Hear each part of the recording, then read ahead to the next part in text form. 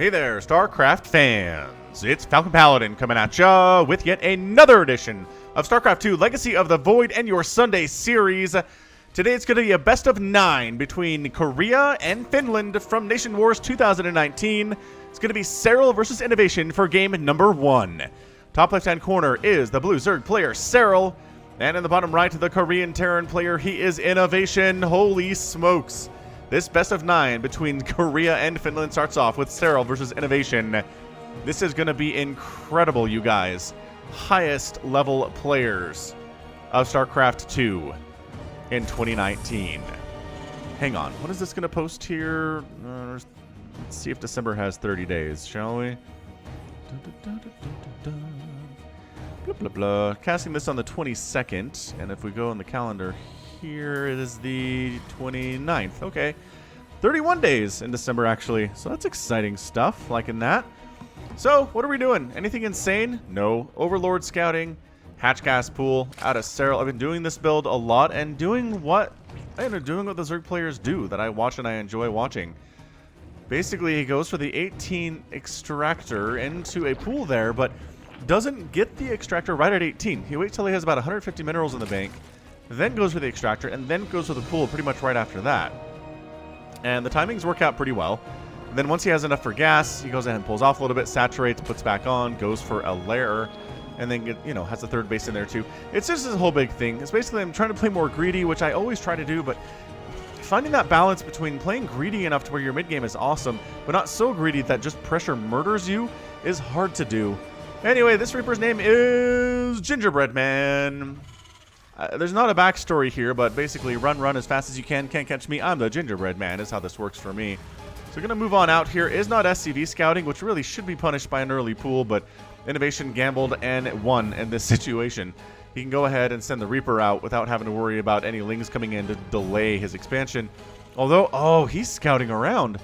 Never mind. Okay, so he's basically given up on doing anything before the Queen pops at the natural base by scouting around for early Lings, keeping it at home. He's not gambling at all. He's playing this really safe here in game number 1. Is it any surprise that Finland and Korea are the two nations at the end of Nation Wars 2019? I don't think so. Germany, very strong. France, very strong. US, okay. Other countries, okay as well. But the fact that it's Korea versus Finland is not a surprise to anyone whatsoever. Ooh, the tumor before the inject. Cyril really wants this creep spread to happen today. So he's going to get it. He's going to get it because there's no Reaper trying to stop him. Dude, Gingerbread Man, you are not... I mean, okay, I was going to say you're not running very fast. You're running very fast. You're making it so any Lings that try to come up here are going to have a hard time with it, especially if they're slow. But as it stands, no, Cyril's not interested. He's going straight up macro style here today. And yeah, best of 9 is going to be a lot of StarCraft, so stick with it. I have no idea how long this is going to be. I didn't catch this live. But I imagine there's going to be some really fun games in here. Very excited to see what we get. Overlord speed coming up. Love to see that out of Cyril. Innovation just going for the Hellion follow-up and a third CC. Here at 3.5 minutes. It's a pretty fast third. But again, Cyril's not being aggressive. This is not going to be... There's no Roach Warren, right? You look for the Roach Warren, you look for the lair. And you try to figure out if it's going to be a big Roach Ravager all in. And at this stage, nah, it really doesn't look like it. You want a Roach Warren starting before now, if you're going to do that sort of thing. So Cyril playing this macro style as he likes to do. Viking in production, not going to go for the Banshee. Special is one of the Terrans that love Banshees in TVZ, but Innovation doesn't really seem to be. So Overlord speed is up, and now the vision for Cyril is going to be super great. It's going to be really hard for Innovation to really sneak anything past the finished Zerg. So I kind of feel bad for him in that aspect, but Innovation has had a great career. He does not really need my pity at all. Is he making any more Hellions? Kinda. He's got a couple more here. This Overlord cannot escape from the Viking, but it's a lot harder for the Viking to chase it down if it has Overlord speed. Hellions do hop over to the third base. Nope, Queen's ready for that one too. Going to throw down some tumors. I assume you have energy for a tumor, at least one. Yes, in fact you do. Creep tumors, creep spread, such a wonderful part of StarCraft for Zerg. And the Lings, oh, nice dodge. Innovation's ability to slip out of Link surrounds with his Hellions is one of his superpowers. Third base landing for Innovation at 4 minutes. Not too shabby. Fusion Core up here too. Is he going Battle Cruiser? Is he going for like a Battle Cruiser Hellbat style attack? It can be pretty good. I'm really staring at... There you go. There's your BC. Staring at the starport. Which didn't happen, but now it did. All right, man. So Queens and Lings are going to have to hold against these Hellions. Trap! It's a trap! Ah! The surround is real, but there's enough Hellions to be a bit of a problem. Boosh! Big time boosh. Nice block on the ramp with the Queen, though. And all the Hellions die. Only 4 drones go down. That was a pretty big committal from Innovation.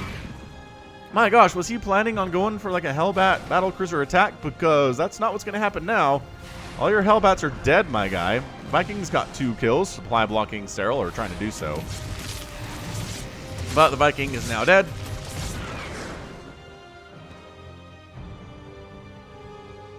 Battlecruiser still under production here because they take an eternity to build if you're waiting for them, but they show up pretty fast if they show up in your base teleporting. More Hellions here. Do we have an armory, I guess, is the key here if this is going to be Hellbats? And the answer is no. No armory. Interestingly enough. So it's going to be, I guess, Hellion battlecruiser style thing. I don't know what Innovation is trying to do here.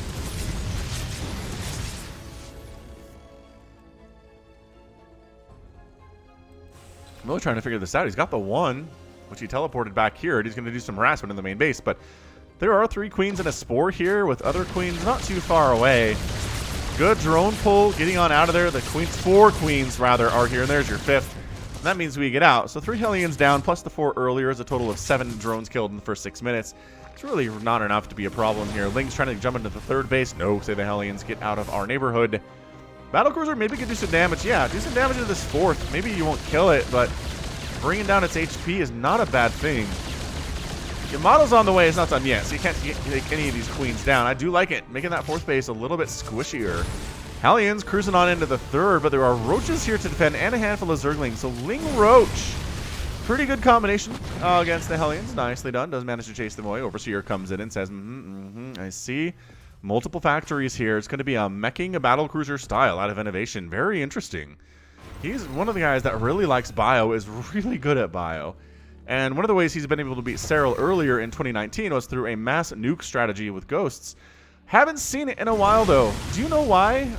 I'm trying to figure out why I haven't seen that. That's how Serral has been killed more than once this year, is by that mass nuke strategy. It just becomes so hard for the Zerg player to predict where on Earth nukes are going to land every 45 seconds.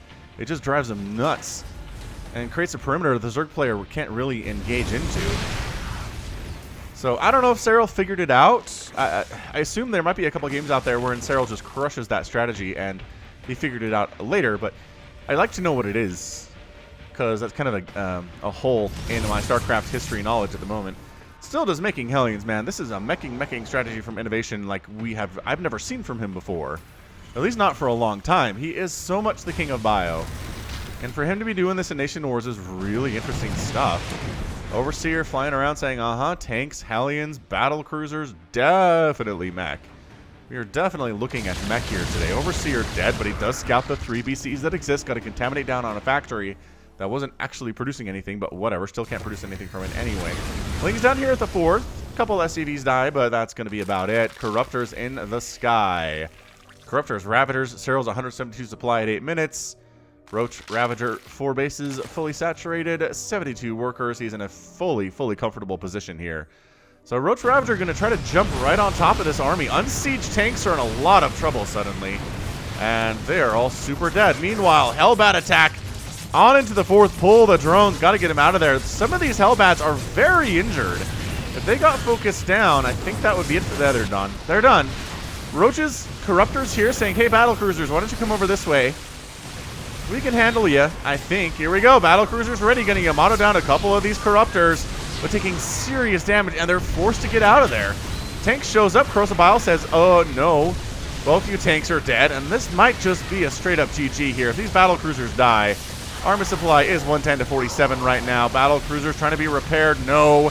Save the Ravagers against the SCVs. Corruptor Ball standing on in here against the double battlecruiser. Not a huge number. Not a huge number of Corruptors right now, but can they get the second BC? They do this to get the second BC. Thor's in here trying to cause problems. Tanks trying to cause problems. No, says the Corrosive Bile. Not going to happen here at all. 112 to 35 total supply in favor of Serral, and that is going to be your GG for game number 1. 52 SCVs have died. The army supply is tiny for Innovation. All he has here is a couple Thors, and by that I mean 1 Thor, a handful of blue flame Hellbats, and a battle cruiser with 9 kills, mind you. Yes, And it's going to be hard to kill without any Corruptors, but it doesn't really matter. You can't kill this Road Ravager army with just one Battlecruiser. Admittedly, you can. Yes. But it's going to be a hard time. It's going to take a very long time to do so. This SCV's coming on down. I'm not sure what they're trying to do there. I guess maybe it's a repair attempt. Innovation only has 100 gas in the bank, though. That is not a lot for repairing. Battlecruiser Yamato getting repaired through, but another Corruptor shows up. Can you repair through the damage these Corruptors are doing? The answer is yes. You can, but the third base is dead. The fourth base is dead. The fifth base is running for Innovation in some kind of a miracle here. Tanks on the high ground. Ugh, stacking them together like this. The Corrosive Vials are way more effective than they have any right to be here. So many tanks have died in this game. Corruptors still fighting against the BC, and there's your good game. Serral takes game 1. Innovation is out, and Finland takes a 1-0 lead in this best of 9 against Korea. Well played. Just well played there by Serral in game number 1. Hit that like button if you're enjoying this so far. By the way, it just helps me get more visibility in the YouTube algorithm. All right, man. End of the day there. 10,000 resources lost for Serral. 15,000 lost for Innovation, including 3 battle cruisers, 2 Thor, 63 SCVs. Only 7 drones died today. Only 11 Corruptors, 33 Roaches, 9 Ravagers. I mean, that is just really efficient play from Serral in game number 1. He looked at the weird strategy Innovation was doing and said, sometimes you just got to go kill him. And he did. Showed up with a handful of Corruptors to deal with the BCs, recognizing you don't have a lot of resources for a ton of tanks if you're making that many battle cruisers. Came in with Thrush Ravager and called it a day. So good reaction, good recognition. That's it for game 1. Let's come back with game number 2. Hey, we get a PvP. It's going to be Stats versus the Must Zero here on Ephemeron, the latter edition. The Must Zero, never heard of him before, but he was part of Wolfpack. Wolfpack was created in April 2019 and then disbanded in July of the same year. Fairly short-lived clan there. But, alright. So it's going to be a PvP between Stats and this guy. Bottom right-hand corner, it is the Must Zero. He is blue. And in the top left, it is, you know him as Stats. He is red in this PvP. Kind of feel like we're going to get all of the matchups here in this best of 9. There are a lot of games here, you guys. Oh, hold on a second. Is that a Forge? Oh, yes! Yes, a Cannon Rush. I am so excited for this. Cannon Rushing is one way to reduce the gap between your skill levels if you're going up against somebody named Stats here. Oh, hey, says Stats, you're Cannon Rushing me. What a surprise. Because, you know, if it's a way to minimize the skill gap and your stats, then you see this fairly often, right? Right. Keeping these probes alive is so paramount. Dead though. Dead though, but Cannon coming up. High ground pylon coming up here. Zealot being chrono boost out. Another pylon on the way. Is that Cannon going to finish? It looks like it is. Possibly another pylon coming up here. Cannon. 1, 2, 1, 2, 1. Oh, got it. Got it. So boss. So boss here. Trying to throw up a bit of a protected cannon down on the low ground. Not working out. Stats just knows. He knows how many workers he needs to kill it. He knows he can kill it. He's not sacrificing and throwing away those probes for nothing. Zealot getting right on top of this cannon, which is exactly what you want to do here. Zealots on top of cannons is a huge way to stop this from happening. Additional probes getting pulled off. The more the Must Zero commits here, the more Stats is committing to it in return. I think he's done. Losing those 2 cannons on the high ground, Stats can go back in safety. Loses the second probe. He's got another one across the map here, though. He did bring one to continue the pressure, but this is it. This is all he has right now. Cannon on the low ground. Can hits the stuff on the high ground that comes up over here, but probe down again. And then a Stalker can get rid of these pylons, and then there's just nothing back home for the Must Zero.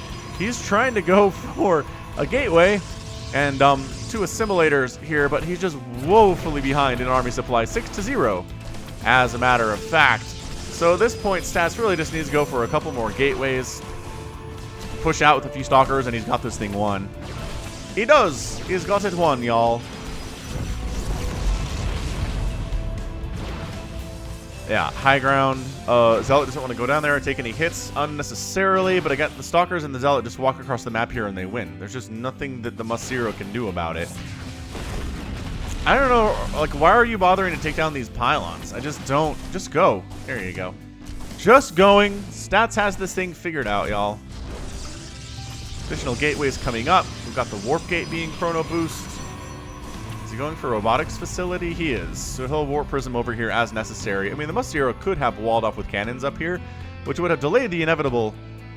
There's just nothing. There's nothing he can do about this. There's not. He's making a zealot, getting a cybernetics core now. He can't make anything other than zealots for a good long time. War prisms in production. Zealot taking down that pylon. And here we go. Stalkers show up, and that's going to be it for the Must-Zero. So good effort by him. This is a decent cannon rush. Would have taken down a lesser Protoss for sure. But Stat's ability to just recognize exactly what is happening, respond perfectly to it. Lost a couple probes, but in the long run, that was all she wrote. There's just nothing else to say about it. Just the reaction, getting the Zealot out early, bringing the probes down to that low ground cannon, losing a couple probes, but recognizing they're not all going to die. The cannon will die. And that was huge, keeping that cannon dead. I mean, it's all just tiny little decisions here. 1 Stalker versus 3 is bad math. I'm sure you guys have learned from watching, you know, something like Sesame Street as a kid. Shield battery. Stalkers don't even care. They're like, hey, shield battery. How much energy you have? Infinite? No? Rad. Zealot shows up here too. That Stalker's gonna die. For stats here, he's moving it to the back. And I mean, the Must-Zero with the shield battery is kind of trying to make this thing work, but that's it. We're looking at Warp Prism. We're looking at additional Stalkers here. We're looking at stats with the ability to warp in a few more Stalkers as necessary. Shield battery out of energy. Doesn't actually regenerate very quickly, and that's it. Your GG. The Must-Zero's out, and stats ties it up. 1-2-1 here in Nation Wars, the final round and the final of the playoffs. Good one. Pretty good stuff. End of the day there, but too much stats. Must-Zero Cannon Rush did not work. Let's move into game number 3. See who is involved in that one. Don't go anywhere. Game number 3 of our best of 9 is going to be between Zhulang and Su in a ZVZ here on Zen, the Ladder Edition. Bottom left-hand corner, it is the Korean Zerg Su. And in the top right, it is the blue Zerg player from Finland, Zhulang. Should be a good one here. Both these players are pretty great. Zhulang has a name for himself. He is not just here because he is from Finland. Well, yes, he is, but he has a career outside of that. Oh, I have cast a game on this from the last Cheese compilation. Cheese compilation for December coming up on a Wednesday, you guys. Well, maybe Thursday.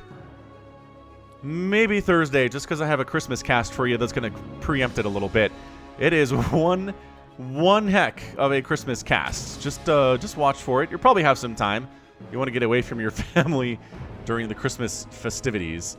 And, well, it's going to be there for you. You'll have something to watch alone.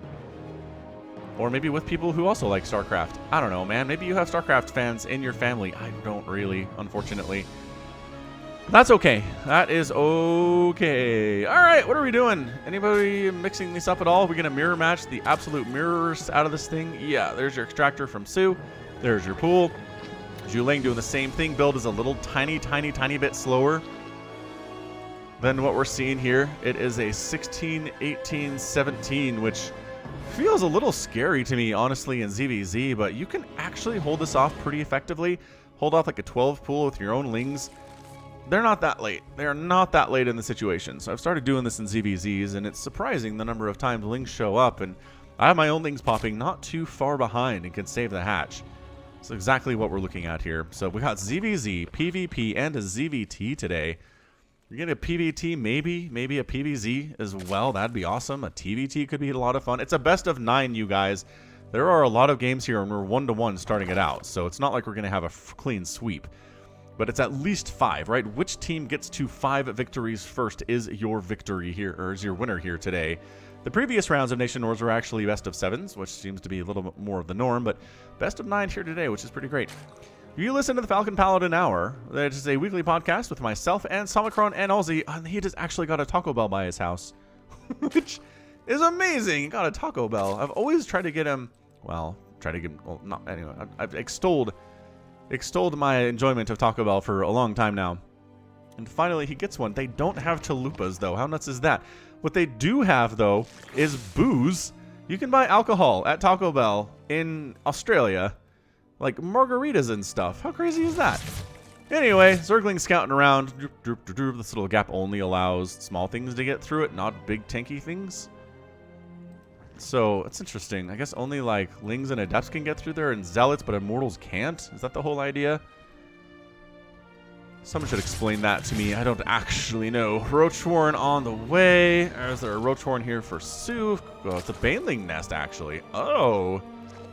Interesting. Is Sue going for a Ling Baneling style attack here? It seems a little more risky if you ask me. But the Roachhorn is a little more standard. So Zhu Lang going for the standard play here. Baneling feels like a defensive play out of Sue. He's going to move in to maybe more of a greedy macro style play and just wants the Banelings for defense. But if like 10 roaches show up, your Banelings are not as good all of a sudden. You know what I mean.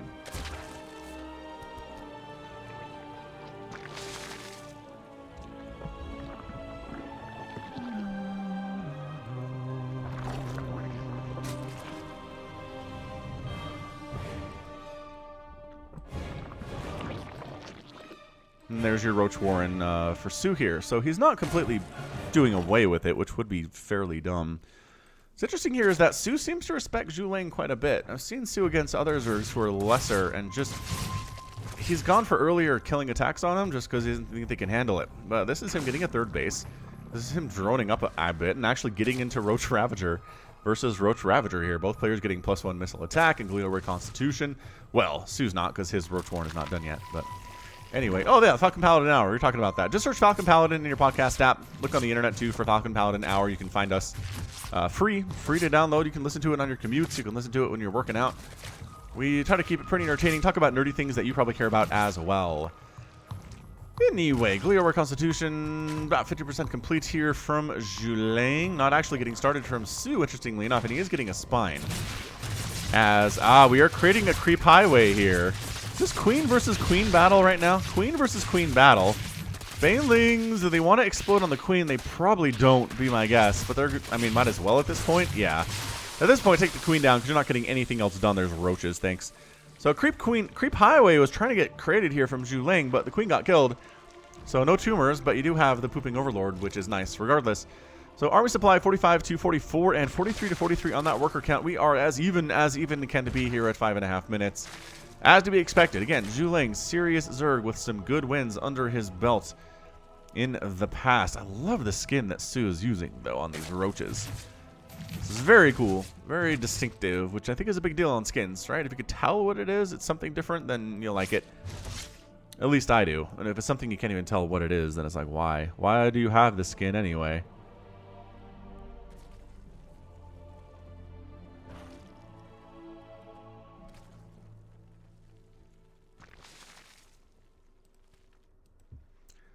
So we're 6 minutes into this thing. I'm gonna tell you if we're gonna max out on Roach Ravager and see if we can kill each other. Here comes nothing. Zhu Lang does have an army advantage, but defender's advantage is real. They both have the same upgrades.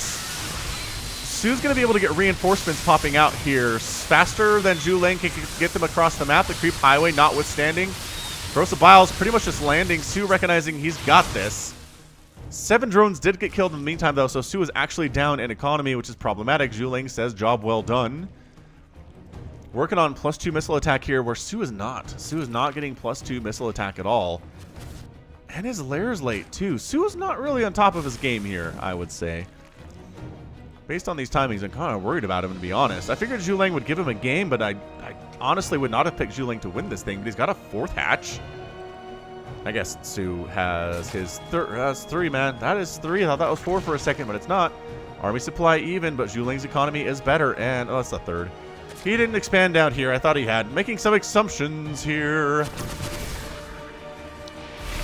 Sue does get supply blocked by that Overlord death. Bit of a Ling run-by attempt. Checking to see is there a base up here we can kill. No, there's not. If you could leap up cliffs like the Raptor variant in Heart of the Storm, that'd be a good time. So Ling's in here trying to take down some drones, but really only I think got 1 there.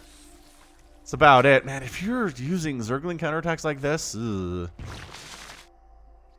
I don't know. It's not good. Not good supply for Sue. That's how I would recognize that. If Sue or Zhu Lang gets +2 missile attack here, and Sue hasn't even started his yet, I kind of feel like Zhu Lang's got this game insanely. Like, at a crazy level. I kind of feel like that's what we're looking at here. And if that's the case, man, way to go, Finland. Zhu Lang taking a game off of Su. I mean, obviously, Cyril beating anybody in the world at this point is just not a good job, Cyril kind of situation. It's like a whatever, man. You're kind of expected to do this at this point. I guess maybe beating Raynor is a big deal, but just because Raynor seems to have his number. Queen inject. Queen in. There you go. There you go. Queen inject. Army supply bigger for Zhu Lang. That +2 attack is just about done. We're looking at 15 seconds. 15 seconds on it. Zhu Lang's trying to time it, so he has the +2. Look, Su just now started his +2. Zhu Lang's army is bigger, and he has an upgrade advantage. Defender's advantage is good. I don't know if it's that good. So here's our +2. Same size army right now. Insane battles. Zhu Lang just going for it, man. Corrosive Biles landing, dodging pretty effectively here from Su. Ravagers in the back, but mostly roaches out of Su. Ton of Ravagers able to sit in the back, get extra shots off right now. 92 to 41 army supply. That's it. That's your GG. And Zhu Lang takes a map off of Su here, making Team Finland's job a lot easier. I mean, calling. There you go. Felt like I was calling that a little bit soon, but nah. Nah, it was over. Zhu Lang takes it. Doesn't want to leave, revels in the victory a little bit. And bam, what a victory for him. Winning over Su. 2-1 lead over Korea right now, thanks to Zhu Lang's heroic efforts. That first battle took down 7 workers of Su's. Su was just a little bit off his game. His upgrades were late. As Zhu kept his third base alive, only lost how many? 2 drones entirely in this game, and that's going to be how you beat somebody like Su. Resources lost almost doubled there as well. So well done. I can't even speak to as that was great. That was super, super, super, super good. Wow. All right, so that's going to be it for Game 3. Let's move into Game 4 of this best of 9. We are a long way from being done, but I hope you're enjoying it. Be right back. We're here on Nightshade, the ladder edition, for game number 4. It's going to be Cyril versus Stats, a ZVP matchup that I really, really enjoy. It's going to be Cyril in the top left and Stats here in the bottom right. Woohoo! A ZVP on Nightshade here. Looks pretty cool. Let's see. It is a very large map, so rush distances are a bit of a problem here if you like rushing. Easy to wall off. Natural. Third. The third is super wide open, so I kind of feel like Protoss and Terran do not like this map very much. Are there any rich Vespine geysers on this map, or high-yield mineral patches? Nope, doesn't look like it. So it's fairly standard that way. 16, 18, 7 here from Cyril. Stats is going for the Gateway Expand.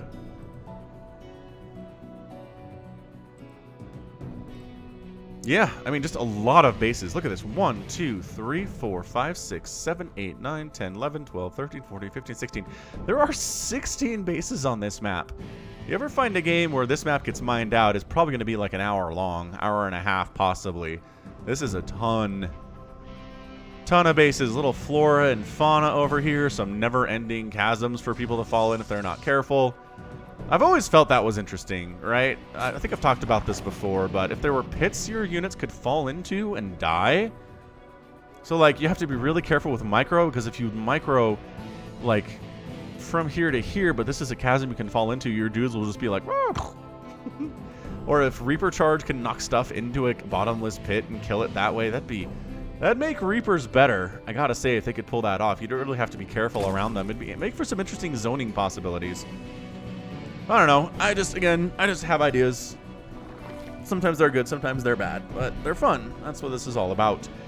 So the question for Stats is, what gets interesting is after the Cybernetics core is done, what is your tier 2 gonna be? And for Cyril, after your third base is done, what are we gonna see here from you? I mean, safety roaches are generally the first thing we see out of a Zerg player. Maybe some Banelings if you're gonna expect a lot of Adepts out of the Protoss, which is definitely a possibility. They did revert the change for Adepts, just giving them back giving them back glaives. Why can't I remember what that upgrade is called? Because it's a different thing. Resonating glaives. Resonating glaives. And that increases the attack speed of adepts by 40%. There you go. There's that tumor first. Maybe I'll start doing that. Start going for that quick tumor if I am playing Zerg, which I always do. Anyway. Adept here. Boring stuff. There's your Stargate coming up. We have an Oracle, because we have an Oracle name ready to rock. It is a Phoenix, but it could be an Oracle later. Keep an eye on that. Adept does not finish the stage. Just checking to see if there's a lair. Checking to see if there's a Roach Warren that she can spot, and there's not. Third base coming up from Cyril. This doesn't feel like a big Roach Ravager style push, but again, Cyril ended up doing that just later than you normally see it in the last game. So it's a possibility. It's what it is. It's a very, very, very real possibility. So your Oracle's on the way. Its name is... Oracle name. Help! I'm not an Oracle. I'm a Reaper that was lifted by some Protoss fighter jet and smacked into this ship. I'm now stuck.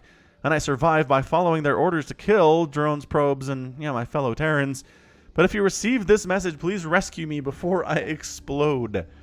Oh man, it's a Reaper inside an Oracle. We are just inceptioning all over the place here.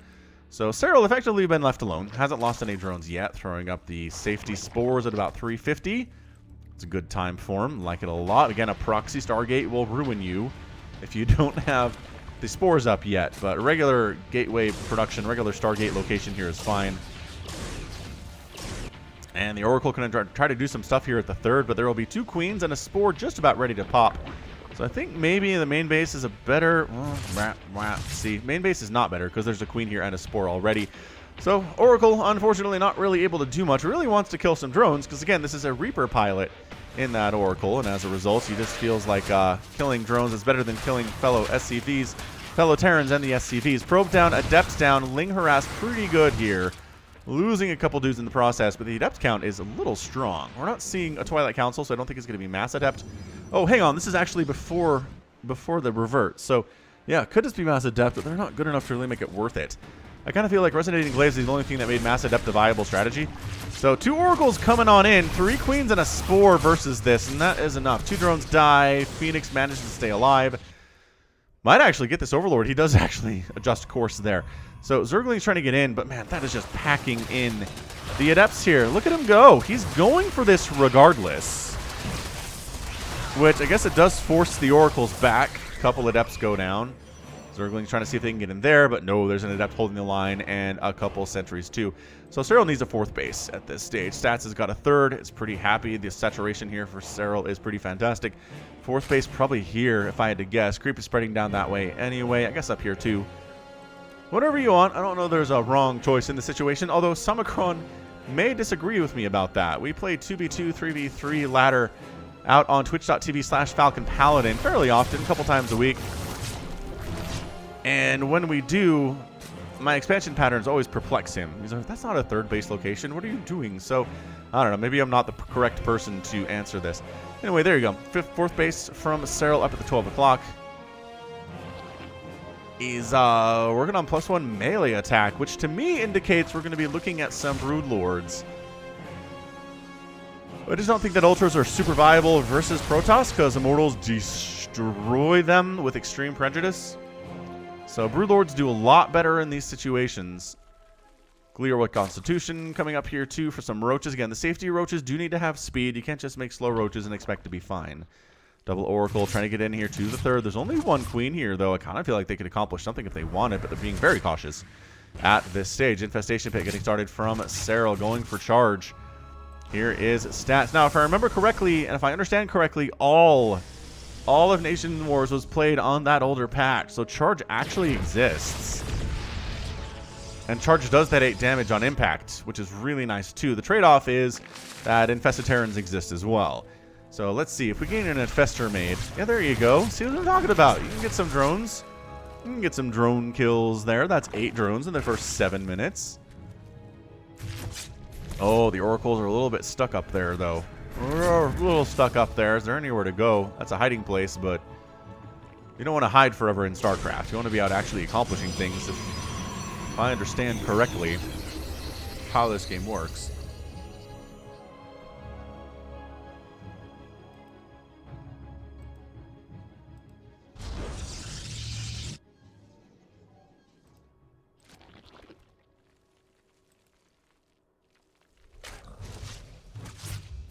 Oracle comes in for the stasis ward. One drone sets it off. Serral's response time is just too good, and Stats decides it's time to push out. So we got 2 Archons, we got 3 Immortals, some Sentries, some Zealots, some Stalkers. A couple Creep Queens gonna die, mostly thanks to the help of Force Fields. Very well played there by Stats. And in production, we see 22 Lings, 6 Banelings, and 4 Ravagers for Serral. So he's got a bit of a mixed bag here to deal with Stats' mixed bag. Stats is expanding behind it. So yeah, see, he took this 4th base location, so I'm not crazy thinking that's a viable location to take a base after your 3rd. Storm's just about done here for Stats, and I feel like he's waiting for that to finish before he moves on in here.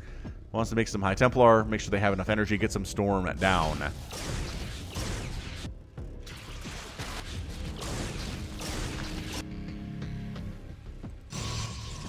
Zerglings run into a Meat Grinder, accomplish nothing but their own deaths for the most part, and there's your Greater Spire. Serral going for... There's the Greater Spire. Man, clicking on that. Sometimes it adjusts where it is in the list, and then I click on the wrong thing. So Serral doesn't really want to sit back and let Stats get up to like a 4 or 5 base economy before the Broodlords pop, so he's going to try to put some pressure up. Overseer cruising into seeing what we're dealing with, or to see what we're dealing with here in the long run, and really it's just going to be Storm. It's going to be Storm, Immortal, Charge Lot, Sentry, based on what I'm seeing here now. So Serral doesn't really want to engage into this, recognizing that Storm is a big problem versus this Roach Ravager Ling composition. Banelings too can get wiped out of out of a battle entirely by a couple Storms that are well placed. They are fast with their speed upgrade, but they're not that fast. So I don't know about going in here, honestly. Like a little bit, maybe? No, too much. Corrosive Biles dodged very easily.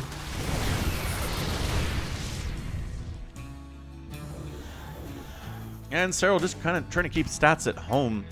Stats says, no, I don't want to be kept at home. Fleet Beacon on the way from Stats, though. Probably for Tempest.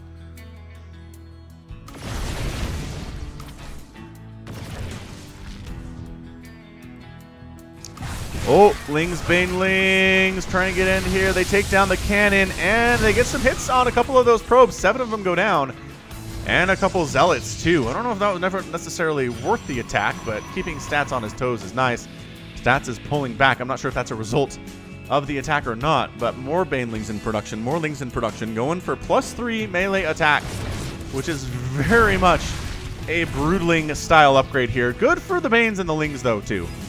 Again, the +2 attack on the Banelings lets them one-shot probes like this. 9 more probes go down. I mean, your cannon's apparently not enough against that many units. Charge Lot attack up here at the 3rd, or the 4th rather. No, that doesn't happen. Bit of a whiff of a Storm on that side, and Serral is, he's got a pretty good split on his units here. If he comes in from all directions, that is much harder for Protoss to deal with.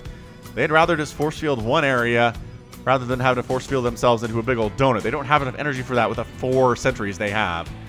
So it looks like we're going to try... This is so disgusting out of Serral here. Is he going, man? He's going. That frontal assault is dying as predicted.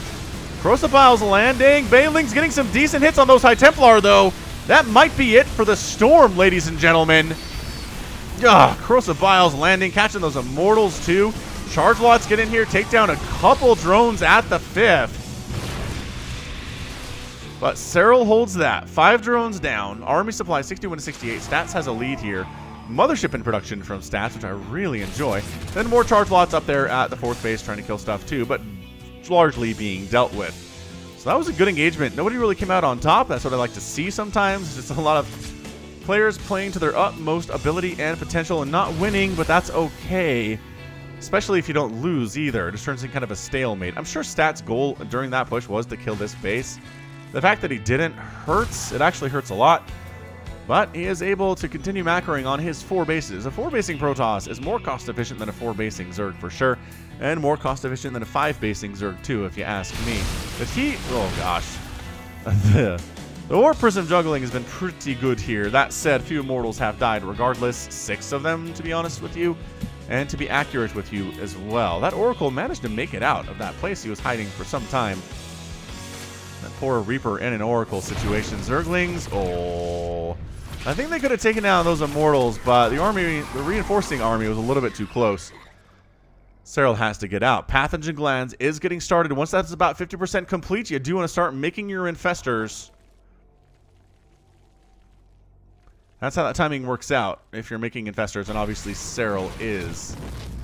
So again, I'm 99% sure the entirety of Nation Wars was played on the old patch, including the final. So if you see Infestitarians, don't freak out. They're not back in the game. This is an older match. I just couldn't pass this up. There's so much good StarCraft from November and December. End of the year tournaments are always amazing, and they always release their replays, and just so good to help just bring hype to the StarCraft scene and those who try to follow on YouTube later. So Charge Lot's coming on into the 5th, doing pretty well. 6 drones down. Baneling's making quick work of them, though. Like, exceptionally quick work of them, though. Stats on Creep. He has enough energy for a couple Storm series. Got a Mothership in the mix, too. More Banelings coming up from Cyril, trying to hold. Stats is being really circumstacked. The Brood Lords getting focused down by Stalkers a little bit here. And a couple of them do go down. Time Warp going to come up. Are there enough Corruptors to handle this Mothership? I don't know that there are. The Archons, these guys need to get into the battle. Why are you killing Creep Tumors? Help out up here, my guy. The Ground Army kind of getting rolled a little bit by Cyril, but it is still standing strong. Brood Lords are a problem for these Archons and these Immortals. Additional Stalkers coming in. Oh, way to go. Taken down that Brood Lord. Only one remaining here. 30 Lings in production. And Cyril taps out. Stats gets your win in 14 minutes and 11 seconds. That last engagement, the Brood Lords were not protected. There were not enough of them. Were there any Infestors on the ground at all? I don't know that there were. At the end of the day, units tab no Infestors. And no, Stats was able to hit before Infestors could make it to the battle. Oh, that's so smart. That is such a smart play there. Stats, so good at this game. Look at this. Protoss were capable of beating Zerg even with the Infestitarians. You just got to kill him first, man. That's how this works.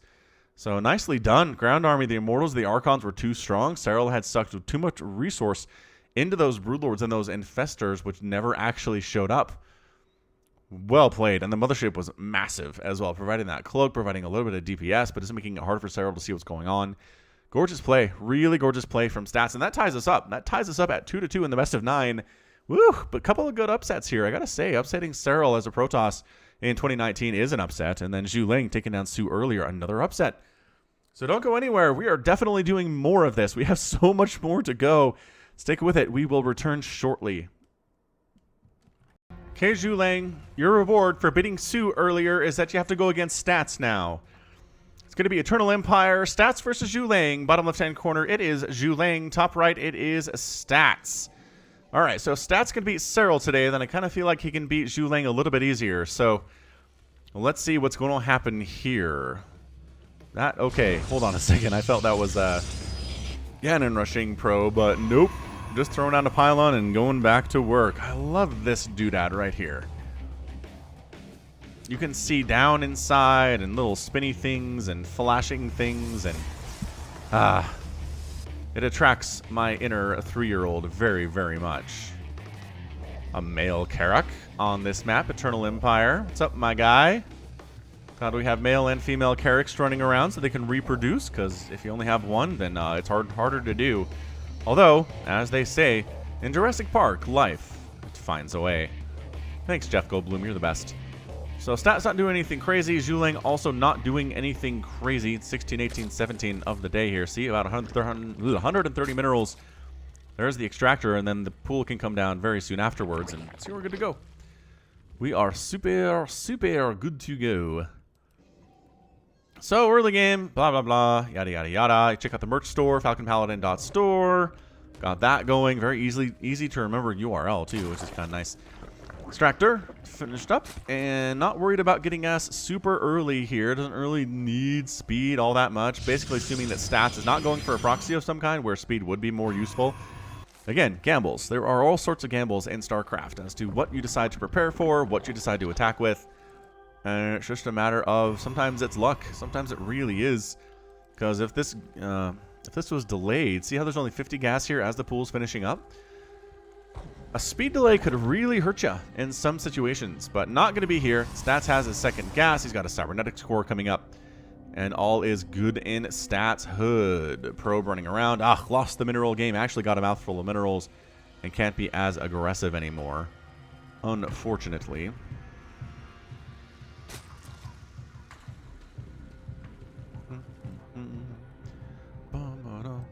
I guess I don't talk about this a lot, but I've got a Discord server. There's a link in the description, I think, to connect to it. If there's not, let me know and I'll put it in the description here. But if you just want to hang out with me and other like-minded StarCraft fans who love nerdy stuff, the Discord server is a pretty good place to be. We got Canadians, we got Hungarians, Americans, Aussies, got some dude from New Zealand as well, and Europeans in the mix, Englishmen. Oh, where's that guy from? Brazil. Got a guy from Brazil there too. So come say hi. It's a multinational place, and it's pretty much English speaking, but I'm sure if you came with a different language, somebody would be able to help you out regardless. Anyway, Discord server is a pretty good place. Depth, cruising on in, trying to see what's what, and nope, nothing much to see other than the third base. One worker on gas once that speed gets started here, and we are just macroing hard. First Phoenix in production. We have an Oracle. Ready to go. 2 Oracle's name is... Do we have this? Yeah, Asak. Once a young Terran Marine gifted with prophetic sight, he wandered too far with his spirit and hit himself and got stuck in a Protoss Oracle. Devoid of any memory form of its former life, he now fights for Ire and Shakuris. So Azek is a former Terran that became an Oracle too. So that's 2 Oracles, former Terrans right in a row. It's kind of a strange coincidence there, but it works out in the end. Spore's getting started at around 350. Just kidding, the main base doesn't need one. The main base is too cool for a Spore. But I feel like it's a bit of a mistake, but we'll see. I mean, the Oracle's coming down in a direction where it seems like it might try to sneak into the main here, get some stuff done. I guess the point is there's not much negative airspace behind the hatch. It's hard to hide back here and snipe in. So that gets a Spore later than the other ones. Woo! We are 45 minutes into this cast and we are tied up in a best of 9. Gonna be a bit. Reminds me of the best of 9 I cast between Railgun and... Who did he play? Insane or somebody like that? I need to remember who that was. That came up on the YouTube too though. But 6 drones down is not bad, especially if both the Phoenix and the Oracle survive. Another Oracle joins the party, and so far, Stats getting some damage done, which you really want to do that against a Zerg player. You want to get some damage done and get there before the really scary compositions pop out. It's a 2-part process, and Stats nailed it in the first game against Serral here. So this is a better series than I was expecting. I honestly kind of expected Serral to just win all of his matches, as 5 more drones go down, and then everybody who wasn't Serral to lose all of their matches. Oh, this is just... Oh my gosh. The Adept follow-up is just crushing right now. Just crushing. Zhu Ling is kind of getting outclassed at the moment. The Adepts might actually shade on. They do. They shade on in. Drones getting pulled off the line. This is so much lost mining time right now. A ridiculous amount of lost mining time. Coming on into the third base. Phoenix causing some problems. Adepts killing more drones back here. 16 drones down in the first 5 minutes, I think is irrecoverable. I'm pretty sure that if you lose 22 drones in the first 6 minutes of a game, we will classify that as an irrecoverable amount of damage against a Protoss who is Stats. If Zhu Ling wins this thing, I will do a dance and handstand and paint my nose red for Christmas. There's no way. There is no way that Zhu Ling wins this game. Unless Stats, like, walks into about 20 Banelings and loses everything for no reason, I just don't see it happening, man. It is. I know it's 58 to 54 workers, but Zhu Ling had to use a ton of larvae and a ton of resources to replace the drones. I mean, are you that greedy, Stats? You need to kill more drones today? More than 22? Honestly. So the other problem is that Zhu Ling has not been able to get a 4th base because why bother? You don't have the drone count to saturate it. And Stats is on 3 bases saturated. Lurker Den on the way from Zhu Ling. I think he was trying to go for that the whole time anyway. As the actually melee attack is coming up. Maybe not. Maybe he was going for Brood Lords, but he can't get there. So Lurker is a bit of an intermediary stopgap.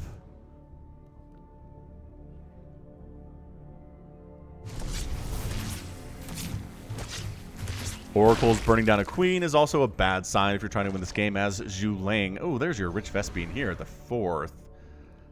Pretty good stuff. Zergling trying to see if there are any additional expansions, but stats is just like, let's just go. Army supply 55 to 40. Got a Warp Prism just about finishing up. She'll come up and join the party too in a second here. Start warping in units, and that Lurker Gen is not done.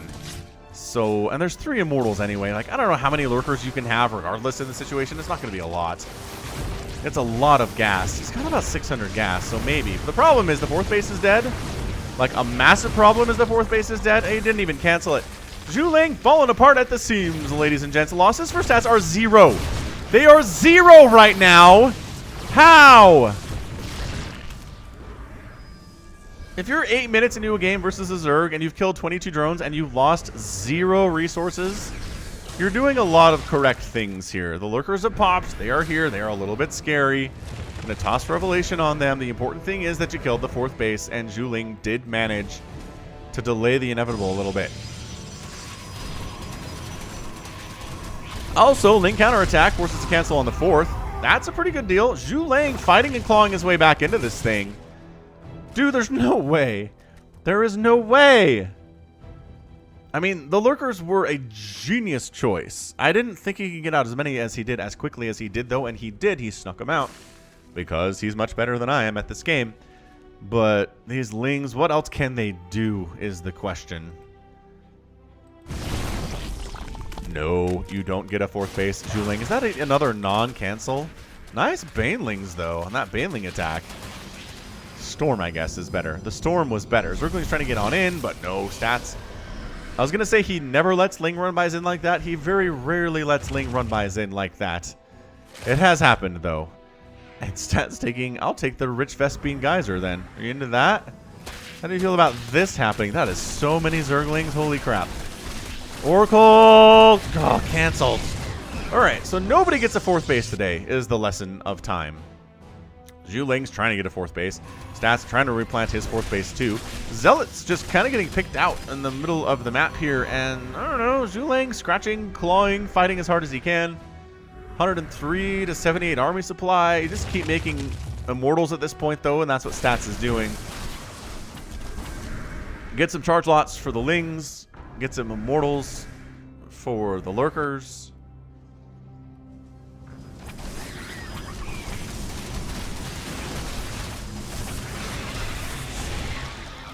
Yeah, you're not canceling the 4th base there. This 4th in a bit of trouble, though. Spot of trouble, though. You could probably bring the Immortals forward and just take it out with a few good volleys. That's what he's trying to do here. Maybe kill some Lurkers, too, though. There's a Lurker down, and there's a cancel on the 4th. So Zhu Ling playing this really well after that initial harassment. Like, super well, but not being able to get a 4th base.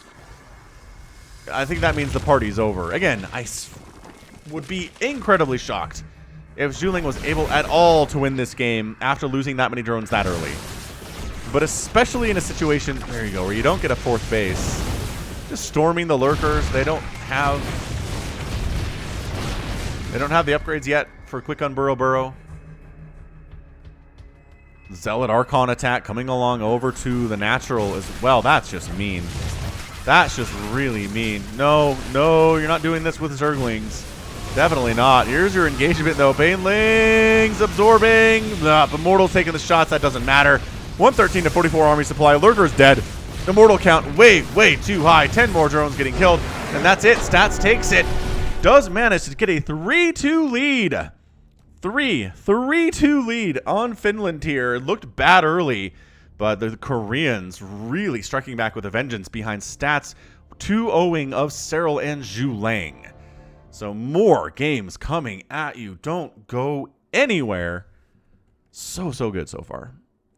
Actually, real quick at units lost. Again, units lost tab is disgusting. 3,000 to 12,000 is super duper dumbly cost effective. Okay, pause it here if you want to see the units lost tab. Bye. Stats, your reward for beating Cyril and Zhu Ling is to play Cyril again. How's that sound? Bottom left of World of Sleepers is Cyril. Top right is Stats. I think somebody got me on a previous cast by not going World of Sleepers, which is like a World of Tomorrow thing. I say Futurama had a character that would say that, like World of Tomorrow. It's kind of an easily spoofed thing, I suppose. Anyway, where do we live? We live on World of Sleepers. We're going to see more ZVP stuff. We're probably going to see another macro-style game. Both these players are pretty recipient to Cannon Rush or Proxy Hatch, or go for any kind of a quick pool first into Baneling-style thing here. So, Cyril, there you go. There's your hatch. There's your gateway in a location where it shows you're going to expand. Now, the tricky thing here is you don't have to expand, right? You can definitely throw up a gateway here, make the Zerg player feel really safe that you're going for a 2-base play, and then just throw down additional gateways like 5 gates and go. I've died to this before. So pro tip for all you Protoss players out there, you can be sneaky with this. You can be sneaky. It doesn't stand up to a drone scout, right? Because drone scouting is overpowered. It also kills your economy. But it will deal with an Overlord coming up. So the Overlord will come up, see the gateway there, and honestly, a lot of players will be like, that's good enough. I don't need to know there's an expansion there. I'm just saying, I've died to it before. What else can we talk about? The Star Wars movie came out, Rise of Skywalker. What's the rule on spoilers here? It's been, by golly, it's been like a week and 3 days? Week and 4 days, something like that. If you haven't seen Star Wars Rise of Skywalker in that long, can we really get mad about spoilers? I don't know that we can. I guess my quick non-spoiler review is I didn't like it much. I felt it was very fast. It was about a 4-hour script crammed into a 2-hour and 10-minute film, which, not ideal. Not something that you really want to experience a lot in your life. I didn't anyway, but I know a lot of people who loved it. And it's like their favorite Star Wars movie of the trilogy for sure. So, I don't know. I just had such high hopes. I liked The Force Awakens. I recognized that it was just a retread of New Hope, but I enjoyed it anyway. And then The Last Jedi I didn't enjoy, and I didn't enjoy this one either. So a 1 for 2 is bad. 1 for 2 is basically the prequels, where I enjoyed Revenge of the Sith and didn't like Phantom Menace, or Clone Wars. So, Star Wars, you disappoint me more often than not. Maybe I should stop expecting things from you. Suppose that's probably fair. It's probably a fair place to go. But if you came out with a Rogue Squadron movie that was literally only following around an X-Wing fighter group who were just fighting in a war and the different sorties that they did and battles that they had, like, I would watch the crap out of that. X-Wings make me so happy. And there wasn't enough X-Wing in this last film either. Spoiler on that one. So Stat says, if at first you succeed, try again. Let's go ahead and open up Phoenix Oracle and see what we can get done here. The Phoenix Oracle with the Adept follow-up was mean. It was mean against Xu Lang. But hey, that's why it works, right? That's why it works. So the Koreans are looking at taking their second straight nation wars. They did win in 2018. The only nation wars they've ever lost in the past was France, back in 2012, 2013 or so. Who was it? There was a French player. It's not Hero Marine, I don't think. Man, I've talked about this before. I don't remember. I don't remember who it was, but there was a player, like, it's Marine Lord. I think it was Marine Lord. He just, for whatever reason, had eaten his Wheaties that morning, and he basically all-killed Korea in the finals of Nation Wars, like back in 2013 or 2014. But other than that, Korea has had a pretty big stranglehold on this. So Oracle cruising in. Oracle's name is a lump of green putty I found in my armpit one midsummer morning. Don't know what that's all about. But that's what I get for asking for Oracle names, I suppose.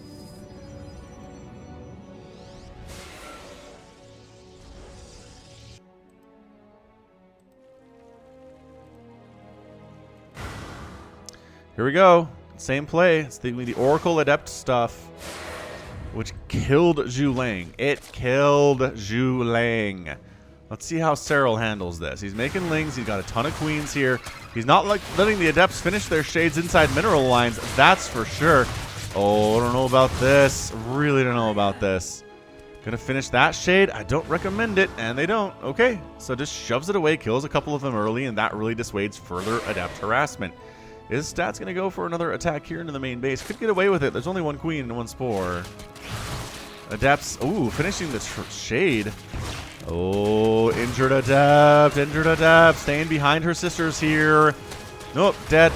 Alright, well, kind of falling like flies here. Not going as well for stats in this game as it was against Zhu Lang, but I don't know how much better it should go, honestly. So, lump of green putty here, going after some of the drones. 5 drones down is harmful to Serral, but it's not 22. And therefore, Serral is still in this game. Got our immortals, little snub-nosed immortals here. Their arms are chopped off. What happened to them? Why don't they have long little guns? Snub-nosed. This is what it is. Zergling's trying to get some stuff done around here, but the presence of the oracles makes that a little bit harder. And Serral's not committing a million Zerglings because that's dumb. Observer sniped out of the sky. Going for additional extractors inside the main base here is Serral is trying to resaturate his main after losing a few of those drones, and he's oversaturated it, but hey, he'll put those onto the extractor anyway, so it's cool. Cool in the end. 4 hatcheries. 4th hatchery on the way from Serral. And really, I think Stats needs some kind of a follow-up attack here. I just gotta say, as a Zerg player, being left alone for the first 5, 6, 7, 8 minutes of a game is a glorious experience. It allows you to get up 5 bases, nobody's bothering you, you get up to 70 drones real fast. You do whatever you want at that point. You don't have to worry about replacing drones or setting up static defense. It's beautiful. So Stats recognizing the imports of doing this sort of thing and getting 4 more drones. Okay. We're looking at 9 drones down in the first 7 minutes. Not bad. My prevailing theory used to be 10 drones down in the first 10 minutes was exceptionally hard to get under control and win with. But, nah. I think it's got to be higher than that. 22, I think, is on the other side of that line. But otherwise, I don't know what it is. Contaminate. Go. Not paying attention to this Oracle or this Overseer at all. This is very strange for Serral. He's letting this Phoenix. There you go. So Changelings go down. For further scouting information. I mean, he's pretty much up to date on it as it stands. So maybe not that big of a deal.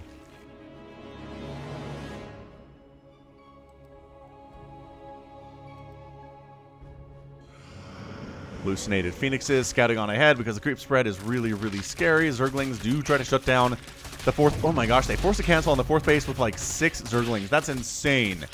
That's really bad for Stats. You can't lose, well, cancel your base like that because 6 Zerglings showed up. Where's your other stuff? So we're going to go Archon Immortal here with some sentries for force fields against a Massling style play. Queen's on the front lines, just trying to delay a little bit here while the Roach Ravager Baneling gets into position. It's really about Baneling connects against this type of an army here. You can take down the sentries, then the rest of everything dies pretty easily. Banelings can do that, but getting the Banelings to connect accurately is hard to do.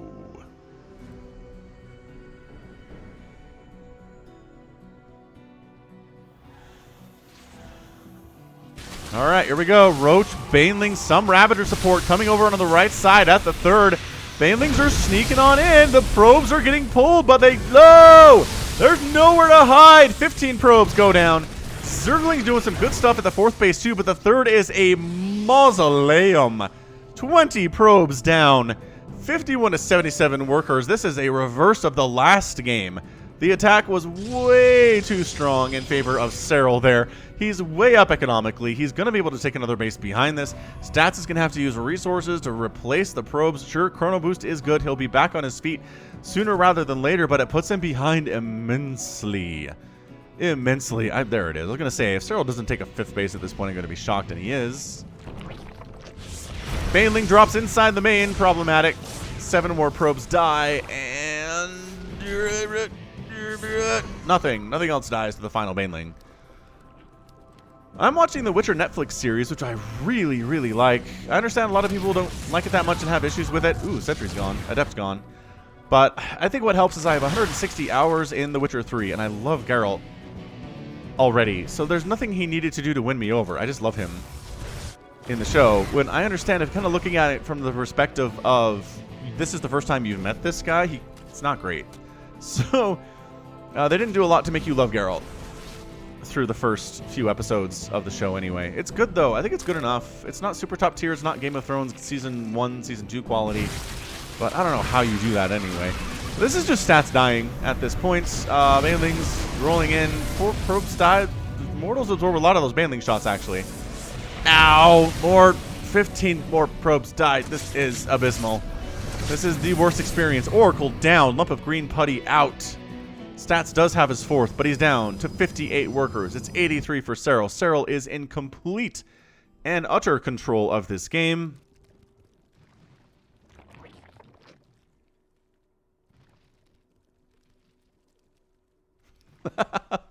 As the music stops and everybody's quiet for a minute. But yeah, I mean, it's a 5-basing Zerg versus a 4-basing Protoss, and the economy's not super hot either. So yes, an Archon and a Cannon die. Sure, that makes total sense. Overseer cruising on out. Greater Spire is finishing up here, and I think this time Serral's going to have time to have Broodlords before Stats is really ready for it. Can you surround that many Archons with +2 attacklings with +1 Carapace? I mean, you could surround them. The question is if you can actually get anything done. Great stasis, though. Great stasis. Reminds me of a 3v3 that I played a while ago where we got Proxy Void Raid. So I just went mass Hydralisk and pushed out. And my opponents had set up like 87 stasis wards, and I was not dealing with them well. And all of Stats probes are dead again. Storm, Serral doesn't really care about this at the moment. 37 probes dead. Okay. Alright. I mean, Stats is not dead, but he's dead, right? But anyway, the Mass Hydralisk stuff worked because who makes Mass Void Ray, honestly? With carrier support, they're good, but like Mass Void Ray is just too easily eatable by things like, I don't know, Marines and Hydralisks and Stalkers. They just trade exceptionally well. Even with Prismatic Alignment. And Hydras don't get bothered by that anyway.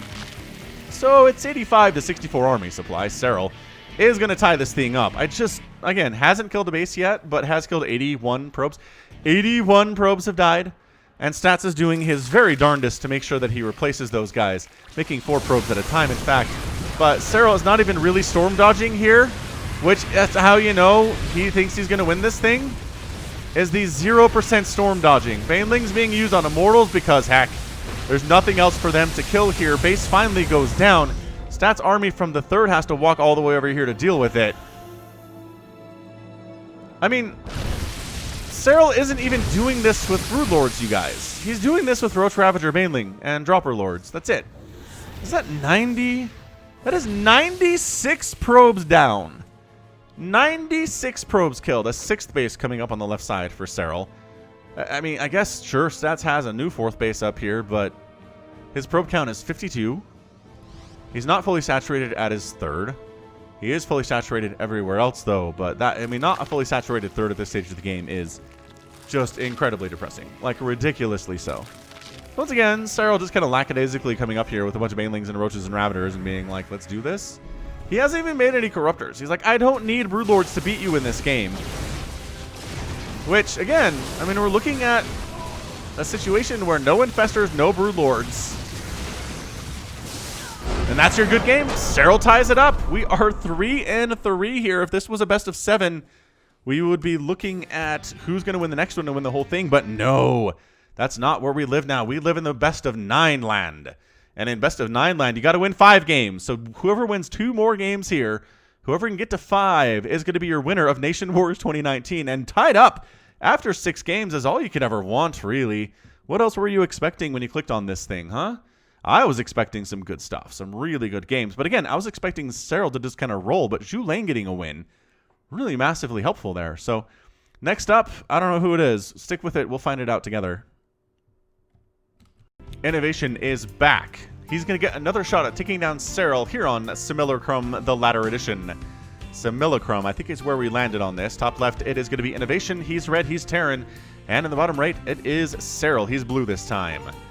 All right, Simulacrum. Lots of places where you can destroy rocks. I don't think there is a high-yield expansion here. Or rich Vespine geysers. I kind of like to use those sparingly.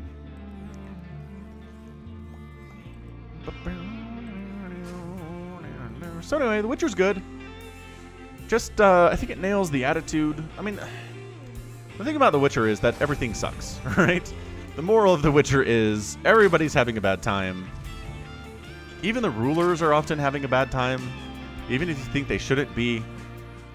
Curses are real, monsters are real, magic is real. It's used for destructive purposes a lot. And witchers are super rare. So like a witcher's running around basically trying to earn bounties by taking down monsters, but some people will go their whole lives without seeing a witcher. So like, what do you do? What do you do if there's a monster running around in the forest behind your village, like stealing your kids?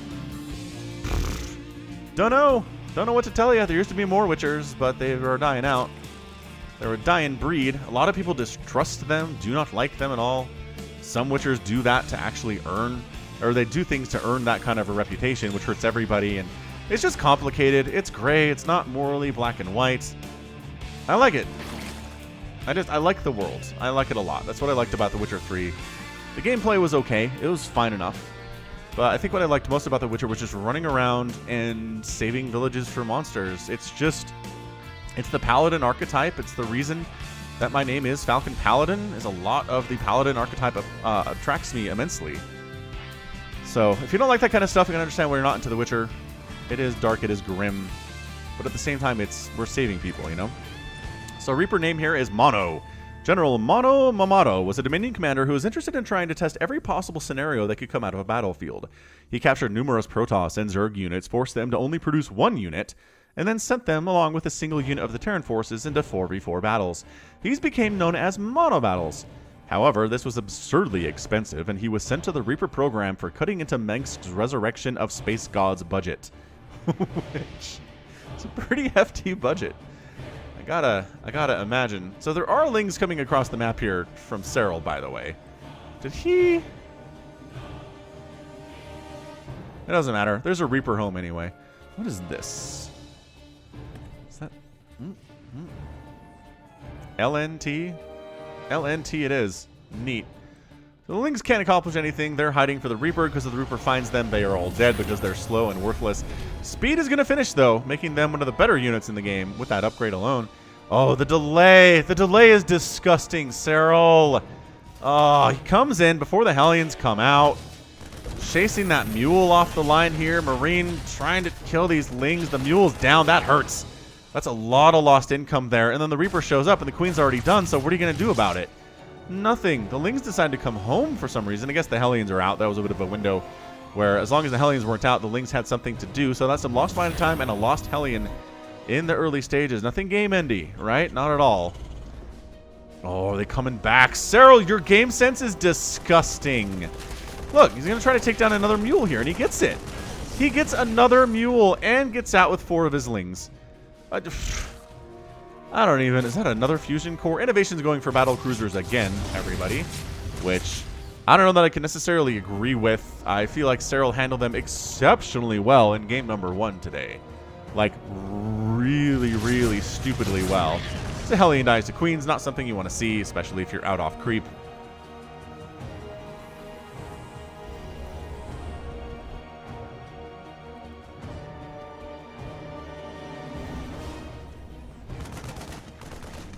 Battle cruiser in production. Overlord has speed. Can run away from these Marines. A lot of Zerglings out from Cyril. He's expecting a lot of Hellions, but there's literally only 3 on the map right now, so maybe don't be so worried about it. But that's the thing. Over-preparing is bad. Under-preparing is bad. Preparing perfectly is impossible. You just try to avoid making mistakes too often because that's how you die. So Cyril's third base is up. Third command center in production here for innovation as part of his wall at the natural, a fairly traditional way of doing things. And until the battle cruiser arrives, I'm just not sure what we're doing here. Cyril just macroing, making drones 5 at a time, making queens. So he has at least 5 or 6 queens to deal with that battle cruiser that might show up. Overlord does scout exactly what's happening. Nice scout on the Overlord, gets out of there with his life too, sees the third command center and says, okay, it's not like a 2-base committed pressure battle cruiser build here. He's going for a third as well. It's going to be a battle cruiser, but as long as I have spores and as long as I have queens in the right position, I should be just fine. Now, spores, pretty good anti-air. Where's the jump? I saw you. Over here. Okay, so cruising into the main base, going to get an extractor and maybe a queen. As the queen is not being protected by the spore all that well. Oh, hang on. Last second. My golly. Keeping that queen alive is stupidly good. And the battlecruiser has to get out. Innovation darts in with some Hellions. Nice roast up there. 4 drones down. Battlecruiser forced to flee another battlecruiser in production. Additional factories coming up. Is Innovation really trying the same strategy we saw in game number 1? It seems like a horrible idea. Like a insanely bad idea here. Battlecruiser is picking off some Lings here. Going to get an Overlord. Does not supply block Serral, but he is fairly close to it. Battlecruiser, see, this is what I'm talking about. Battlecruiser Hellion is better than just Battlecruiser, as it turns out here. If you can weaken down these roaches, additionally, if you have, you know, Hellbats, this works out better, but who am I to criticize Innovation at this stage? I love that Serral is pooping creep on the potential expansion locations for Innovation. That's mean. This is just mean is what it is. Second Battlecruiser out. Third Battlecruiser in production here, too.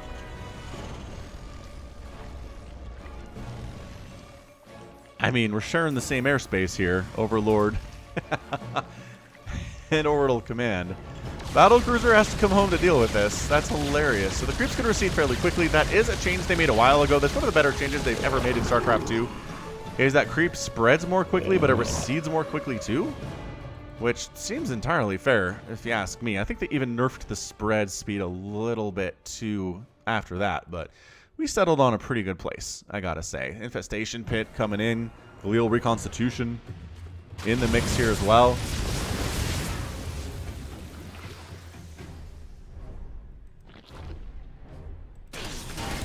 Lings are into Innovation's third, though. 4 SCVs get killed. Another couple go down.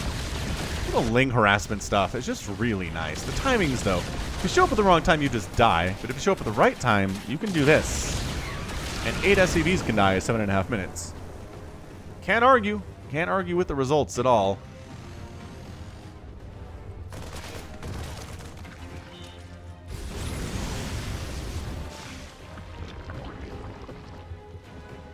And here are the Infestors. So they're getting Neural Parasite.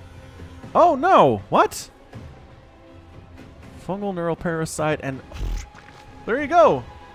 Microbial Shroud is here. Never mind. This is played on the current patch. What the what? They switched up Nation Wars at some point. They decided they're doing the newer stuff with it after maybe a couple rounds. Anyway, super cool. So Zealot don't have charge. Forcing a cancel on the 5th base is really big now. Serral wants that 5th. He's happy on 4. Especially if Innovation is on 3, but a 5th base would have been really good for him. How many queens do you have versus these 3 battlecruisers? Not enough. That's how many, but Neural Parasite is almost done. Bam, bam, bam. Queen down, queen down. Extractor down. Infestors waiting for Neural Parasite to finish. That's 6 seconds away. And there's the jump out. Yeah, recognizing he saw the Infestors and it was time to run. Definitely time to run here. So they pop out. And Roach is just kind of darting around trying to make sure that Innovation doesn't have a 4th base he's unaware of, which so far is the case.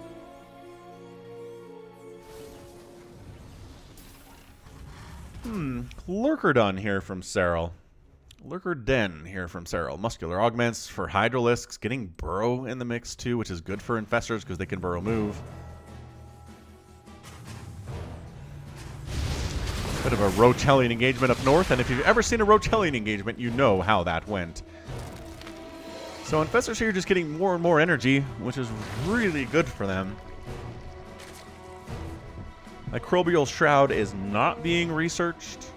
I think they removed the hive requirement for that in a later patch, in the current patch, but this one does not have that. Battlecruisers very bravely wrecking Overlords here at 9.5 minutes. Couple tanks defending this 4th base location.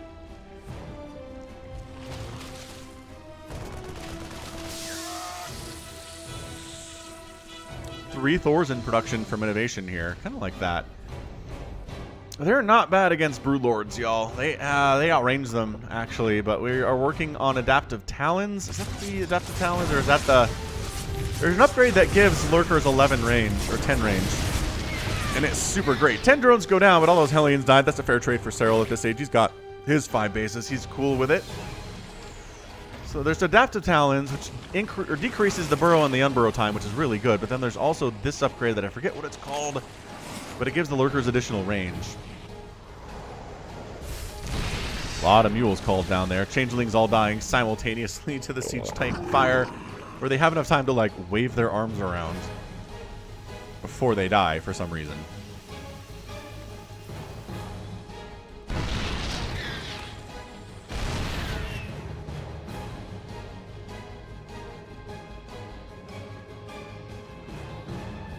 Assimilation successful. Wait, what did we just assimilate?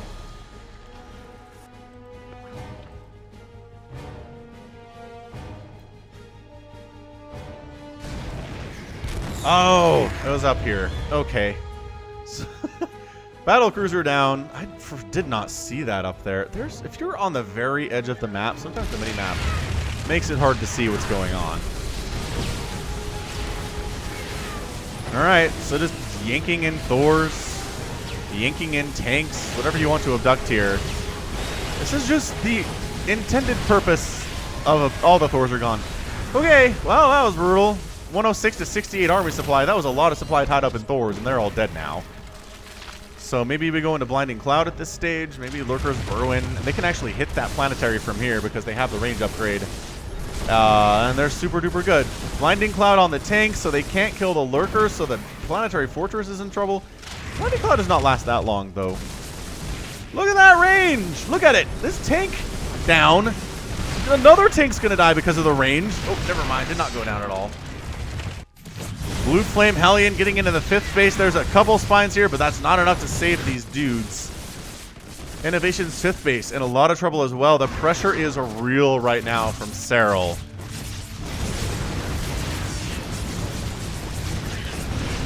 Okay, well now all the Hellions are dead. 11 drones down is not that big of a deal in the long run here. Another Thor down. The Thors, as long as there are Vipers on the field, the Thors are kind of feeling helpless, I guess. We're looking at a total of 6 Thors that have been killed. Do you want to bother abducting these tanks? I guess. Sure, why not? We'll kill a few tanks. Another one. From the high ground to the low ground is one of my favorite abduct styles. Hellions just trying to slow down Serral as much as they Terranly can here, but we're looking at a 6-basing Terran. With 112 army supply to the 85 that Innovation has. Alright, drone count getting whittled down here a bit. Trying to burrow, but that won't save you against Comsat. Wahahaha. And the Hellions get on out of there. That was pretty good. That was pretty good. 22 drone kills, and possibly even more here. Yes, yes indeed. More going down. 26 drones down. Okay, Innovation needed a win like this, and at this point, 27 drones down for all the Hellions is a fair trade for Innovation. So still, army supply bigger here for Serral. Oh, these burrowed infestors are so mean. What are they going to do? Are they going to knurl the tanks? They knurled the tanks. Oh, they knurled the tanks. They're going to take out their friendly tank guys here. Lurkers in the mix at the same time. Blinding Clouding his own tanks for some reason, I guess. Timing didn't quite work out there, but additional tanks showed up to join the party. Hellions going for more of the run-by into the 3rd. Or the 4th, I think this is. And 12 more drones go down.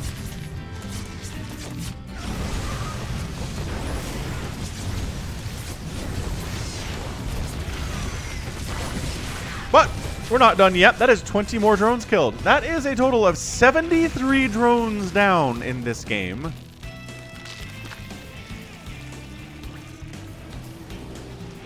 Which is kind of insane. I mean, here's the crazy thing, though. I said that about stats in the last game, and it was like, there's no way he wins this thing. But Serral just has such a bank and such an economy here. He's not on 3 bases. If he was on 3 bases and he lost that much stuff, I'd be much more worried about him.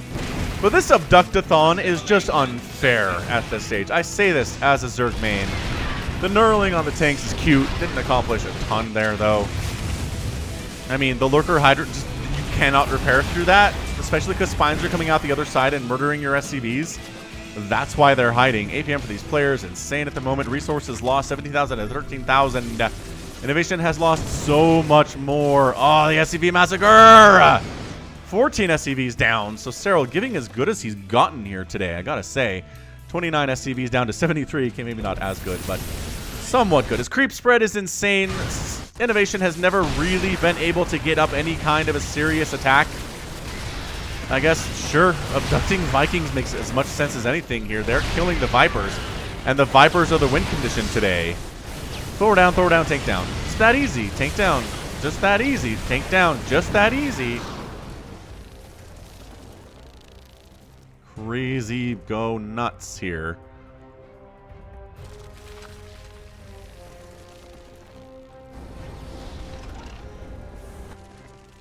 Yeah, the abducts, it just makes Viper look ridiculously overpowered here.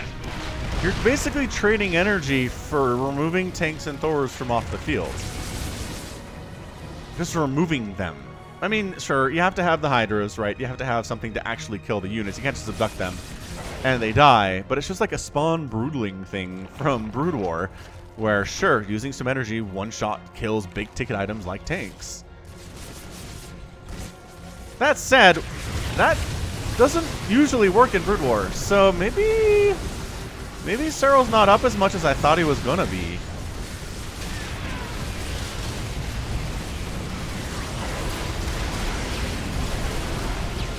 I mean, the Thor's getting single target damage on those. Oh, on those Vipers is pretty good. Thor, I thought he escaped. I thought he had escaped, but he had not. So it's 115 to 62 army supply. I don't know where the Vipers are getting energy from. Where are they? He just has so many of them? Is that what this is? This is there are so many Vipers. He just always has the energy required.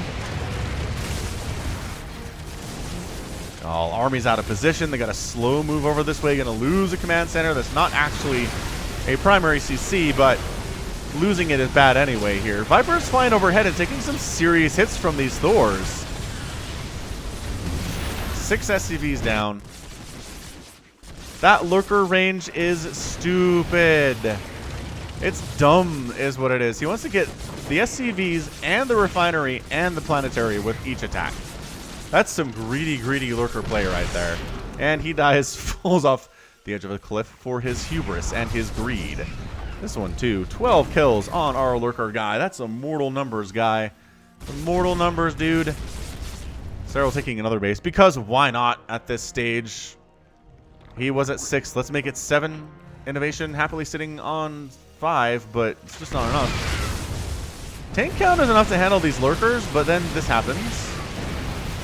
And suddenly it's not anymore. Suddenly Abduct is the MVP of the match. I mean, here's the thing. They didn't change Abduct. Blinding Cloud. How does he have infinite Abducts here? I don't understand it. He has infinite abducts. He's never been in a situation where he wants an abduct and he hasn't been able to get it. Everybody's sucking energy off of this poor hatchery.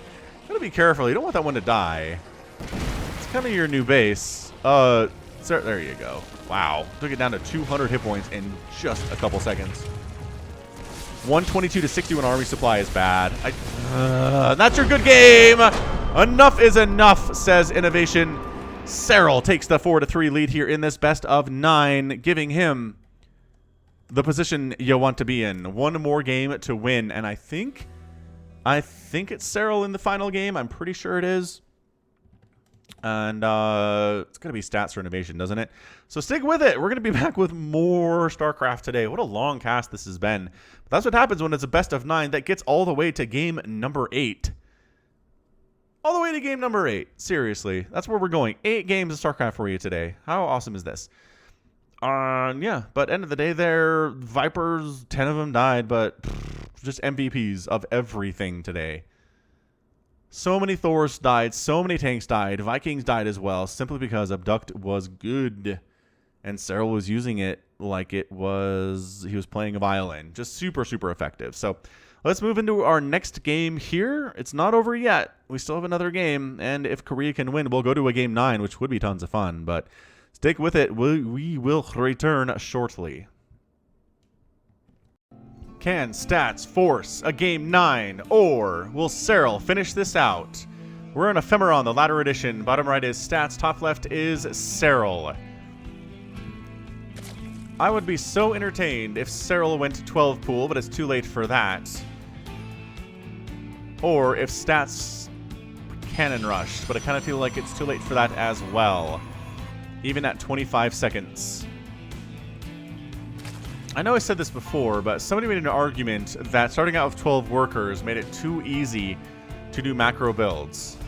When you started off with like 6 or 7 or 8, macro builds were a little bit riskier just because somebody could throw down a barracks or a spawning pool and have units at your door before your expansion was done. Or your barracks, right? If you're waiting for the minerals to throw down a nexus or a hatchery, then you're going to be delayed a lot more when you just start off with 6 or 7 workers, right? The math checks out.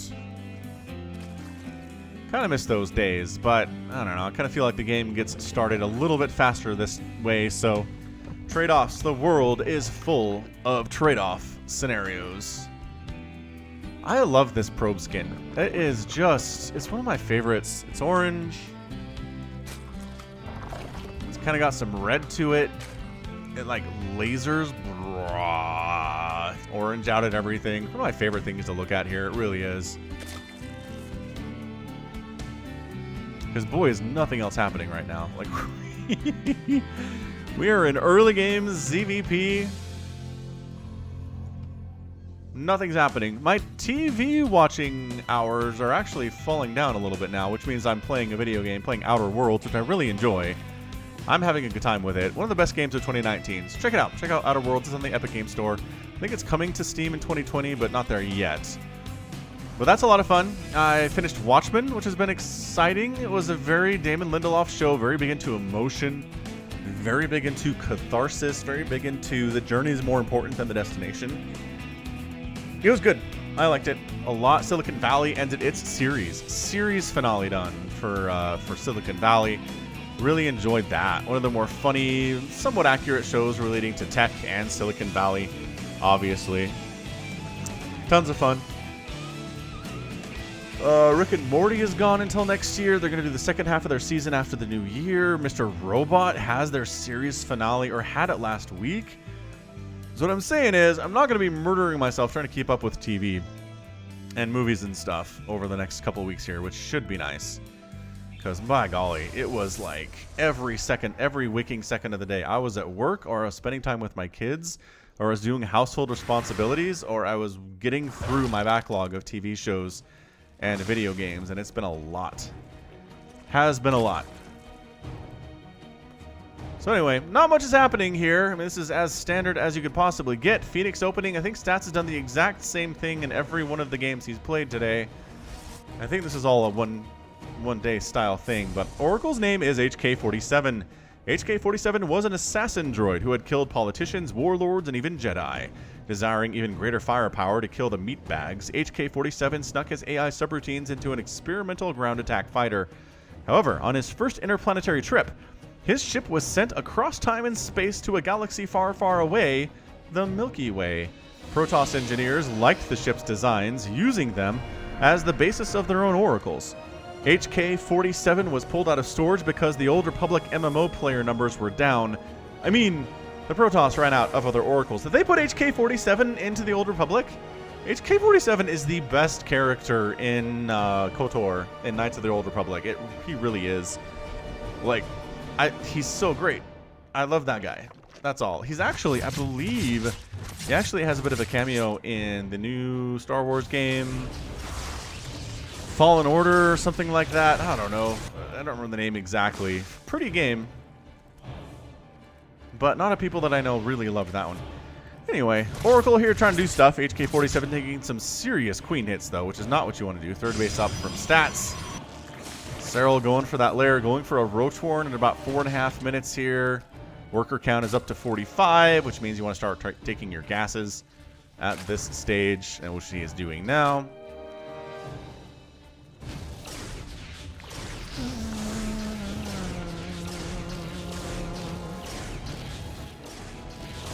Adepts are trying to get stuff done. And again, we saw this kill Zhu Lang, but not as effective against Cyril, it turns out. So a couple Adepts are going to die. And once 2 Adepts are dead, oh my gosh, they're all surrounded. You forced a recall. How many made it back? 2? 2 Adepts made it back. That was brutal. Couple drones going down to the double Oracle harassed with a Phoenix support. Overlord going to die. Not going to supply block Cyril, though. You have a transfuse? You've got a transfuse. Save it. There it is. Oh, last second transfuse there. Very, very well played. So thus far, pretty good out of Cyril, I gotta say. He's trying to do a run by. No, third base is protected by a little backed-in corner of sentries and adepts. That's an interesting place for them. Usually you want to put them here between the two pylons, but I think Cyril kind of wrecked that in one of the previous games, so he's trying a different spot now. His stats. Cyril's fourth base coming up, Baneling Nest on the way, working on +1 melee attack, which again indicates Broodlords, but we've only seen Broodlords in one of these games today, and it was actually in a game that Zerg lost. So, don't know what we're looking at as far as what Cyril is planning on doing. Banelings for sure going to benefit from the upgrades. Oracle picked off. See you later, HK47. I don't know. Just HK47 is a great character because he's so dismissive of humans in a way that other robots generally aren't. He's just entertaining. I like him a lot. He's got a dry kind of a sense of humor to him. He prefaces every statement he makes with like question or statement or inquiry or assertion. Like he just labels his sentences before he says them, and it's just great game design. Is that BioWare? Was that old BioWare before it got murdered by EA? I think it is. Yeah, Knights of the Old Republic. One of the first games I got from my Xbox. My first game was Halo Combat Evolved, my original Xbox back in fall 2004. And then I think it also came with like a tennis game. It was a tennis. Oh yeah, it was Tennis Madden. No, NCAA college football. So it was college football and also tennis on the same disc, I think, which was kind of interesting. Anyway, fun stuff. Played a lot of that, and then I got KOTOR, Knights of the Old Republic, and I think a couple more. I never got a ton of games for my Xbox. It was kind of late in the life cycle of it. Really got more into PC gaming after that. I'd always been a PC gamer, but I wanted an Xbox just because I wanted a console. Because I was never allowed to have one as a kid. I am really rambly in this final game, but I mean, we're in game 8 right now, which is a lot of games. But Cyril's going Roach Ravager Baneling, as we really expect from him. Nothing too surprising there at all. Got ourselves some Archons, some Sentries. Warp Prisms in the mix too. Zerglings coming on down to stats attempted at fourth base. Charge lots coming out, not doing that charge damage means they're not as good as they used to be, but their walk speed is super zippy. Super zippy. And then there was the Baneling drop that I missed. Do you guys want to see that? Let's see that.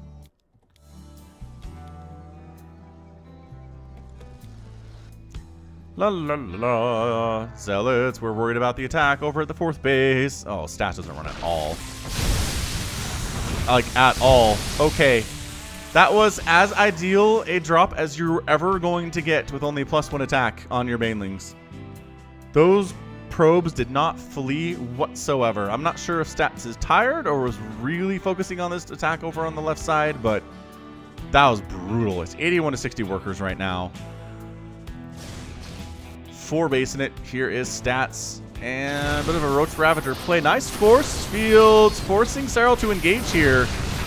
Nope. Well, double line of force fields really was murderous in that situation. Overlord down. Cyril's not supply blocked by that.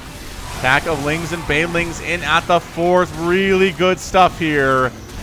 Trying to keep his Adepts alive, or his Archons alive versus these Lings. Not bad, actually. Really fantastic micro there. And the Overlord that killed all of the probes is still alive over on this location, because why not? Why should you run? Storm is done for Stats, which Storm is abjectly terrifying, and I hate it as a Zerg player, but it's necessary for Protoss to be viable in this matchup.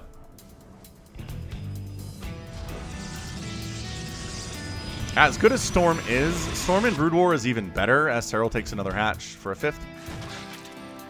Just in that it absolutely one-shots Marines and Firebats and Medics. So you can't go bio against Protoss because they will storm you into oblivion.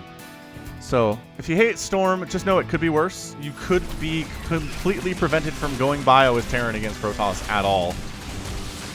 Which I think is a good thing about StarCraft, is every matchup is viable. A lot of different strategies are viable. You're not kind of stuck in the same box over and over again. There's your Greater Spire again, but again, it just sort of feels like it is an insurance policy here, you know? I don't know. I don't know what to expect.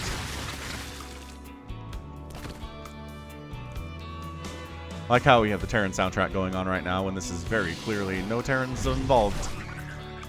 Cyril wants to throw up all of the creep tumors in this location. It might be hard because Stat's army is literally right here. Or it might be super easy. Barely an inconvenience. You never know.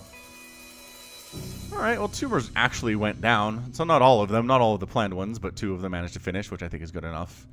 Is there an observer with this army? I don't see one. I don't see one here, so that's a problem for killing creep. Zerglings want to go into this base and kill it, but there are 4 Archons. So, like, no. And Cyril says, you're right. No. Tumors. One of them stays alive. That's a big deal. I guess Revelation can be used to clear them out. It's exactly what Stats did. Cyril coming in, absorbing the Baneling hits. The force fields are good. Baneling's crashing into these Immortals. So much Storm! But it's not enough. It is not enough Storm. Army supply 90 to 71. Stasis catching a handful of Lings there. Cyril's pretty happy about that trade that he just made. It was a good one. Without question. How many High Templar have died? Only 2. That was 2 High Templar? That felt like about 18 storms, man. Cyril says Baneling good unit. I gotta say, I've been converted to the Banelings versus Protoss argument. At first, when people started doing it, I was like, what? Oh, that's 4 storms. 4 storms there. Banelings are ready to rock. Corruptors in production. So Cyril might actually be using Broodlords for the killing blow here. Entirely possible that's what's happening. How many force fields do you have? I'm not sure about running from this location, honestly, if you're Cyril, but the pullback, the waiting for the Corruptors to show up. And Stats is entirely not ready for this. Wait, just kidding. He has a fleet beacon. Got a fleet beacon. He's making a mothership. He's not making any Tempests, which again are not entirely necessary. As we saw Blinkstalkers be able to deal with those Broodlords pretty easily in the game between these 2 players from earlier.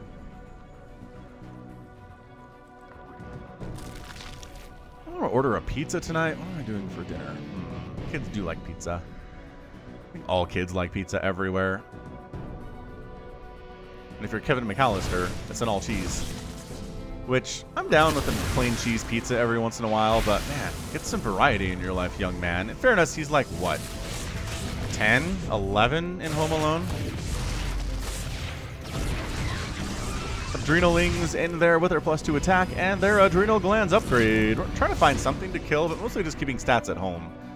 He's got to babysit everything to make sure these Lings don't murder all the... Oh, he got in! He got in. Immortal down, Adept down, reinforcing. Stalkers not having a great time of it either here. Zealots getting attacked as they try to warp in. There's a cannon helping. Another warp in has to happen back home.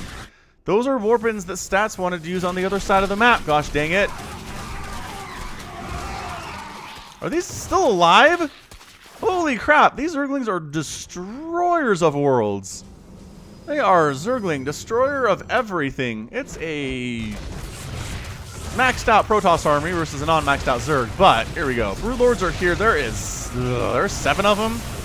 Trying to storm them, but for the most part, it's not going to work out super well. Zerglings getting on in. Banelings causing more additional death down below. And this feels Death Nelly to me. We're working on this base. Broodlings just entirely unopposed here. The stalker count is not high enough. The Archons are not your answer here either. He's just sends a volley on in, send a volley on in, trying to use the Queens against the Mothership. Not super good. The Queens are all getting massacred. But Broodlings just infinitely coming on in, trying to deal all the damage to this army. The base is not dead, and I'm kind of surprised by that, as it is getting chewed on. Nice blink on over, though. Nice blink on top of the Broodlords, but there are just too many of them. The Banelings getting serious hits on whatever at this stage. I'm not sure it actually matters what they're getting hits on. This Overseer up here in Oversight mode, like, really, really important stuff right now. Base does not die. That's huge. Zealot attack up to the top right is getting spotted by some Zerglings, and they're going to get taken down. But the drone got pulled first. The drone did get pulled first there.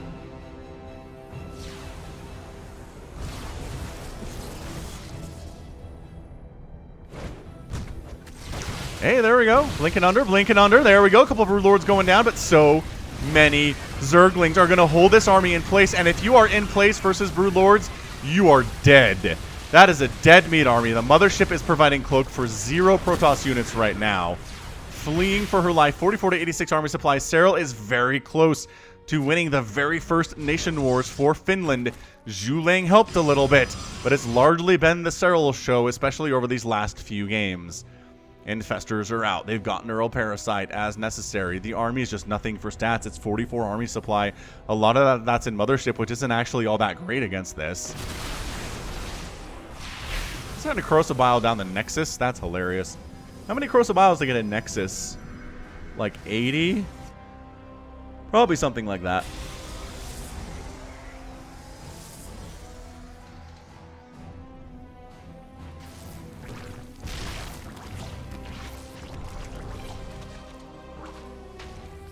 Ooh, whiffed on that fungal. Would have killed it. Only 5 HP on that thing. Fungal damage isn't a lot, but it's more than 5 HP. Zergling's trying to... Are you on hold position, Adept? Yes, you are. Cool. I'm going to kill your cybernetic score. Hope you're fine with that.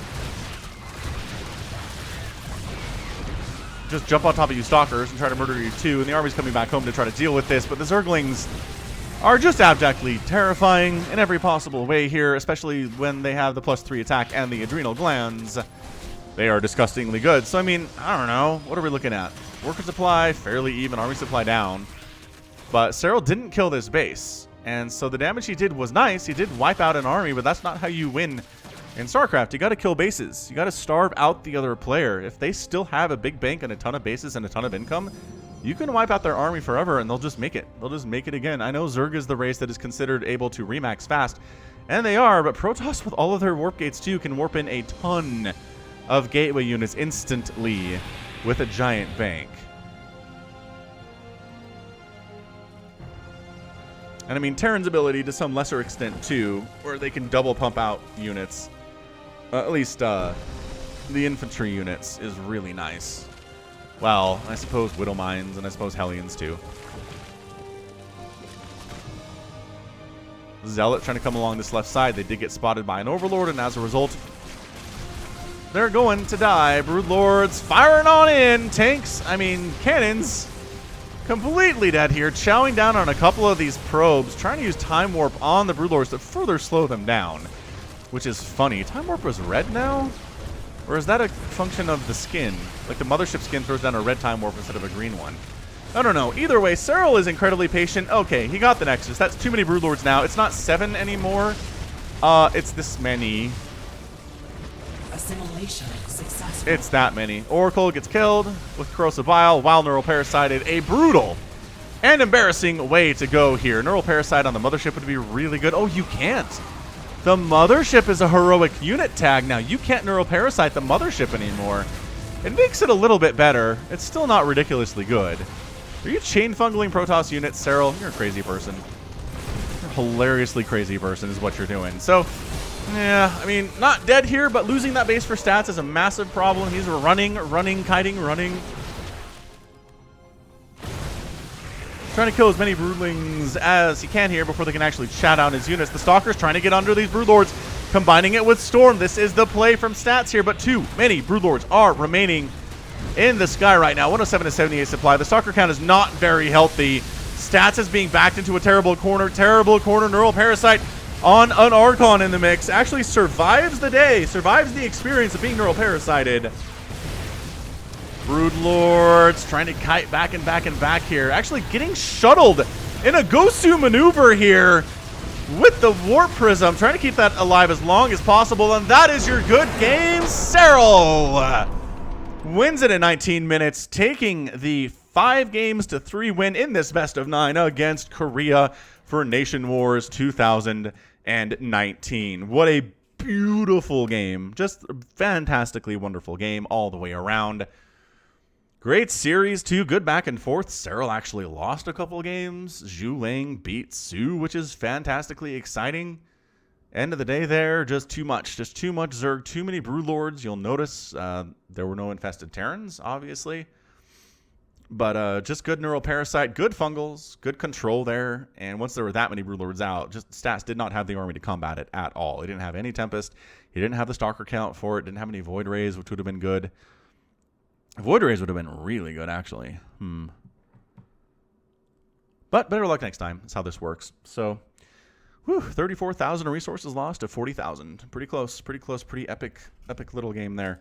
All right. Well, that's going to be it for me today. This has been your Sunday series in Falcon Paladin with another edition of StarCraft 2 Legacy of the Void. Go ahead, hit that like button, hit that subscribe if you like what you saw and what you heard today. You can also catch me on Twitter, Facebook, Patreon, and Twitch, all at /Falcon Paladin. And until next time, as always, thank you so much for watching, and you take care of yourself.